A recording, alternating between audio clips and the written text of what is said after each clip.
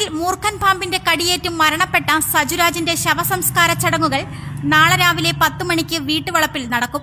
Kottiyam holy cross ഹോസ്പിറ്റലിൽ പോലീസിന്റെ inquest നടപടികൾ പൂർത്തിയാക്കിയ ശേഷം മൃതദേഹം പാരിപ്പള്ളി മെഡിക്കൽ കോളേജിൽ പോസ്റ്റ്മോർട്ടം നടത്തി. തുടർന്ന് അഞ്ചലിലെ സ്വകാര്യ ആശുപത്രിയിൽ മൃതദേഹം സൂക്ഷിച്ചിരിക്കുകയാണ്. സജുരാജിന്റെ ബന്ധുക്കൾ വിദേശത്തു നിന്നും എത്താനുള്ളതുകൊണ്ടാണ് ശവസംസ്കാര ചടങ്ങുകൾ നാളത്തേക്ക് മാറ്റിവെച്ചത്.